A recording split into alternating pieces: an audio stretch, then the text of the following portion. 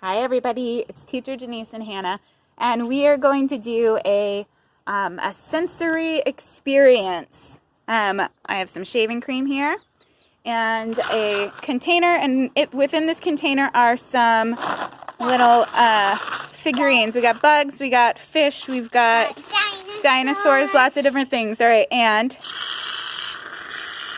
I'm going to use this shaving cream to bury all of the figures, all the little animals. Oops, some of it came out.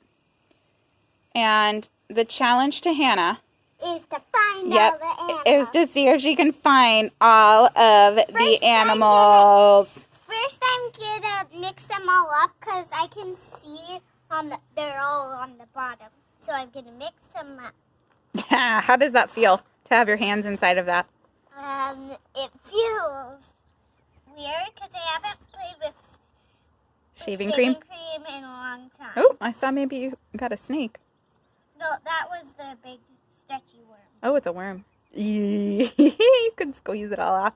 All right, so there is a little sensory activity that you can do outside or inside if you're brave. Can you pull up your sleeves? Yes, I can pull up your sleeves. All right, so bye to everybody. Bye. See you guys later.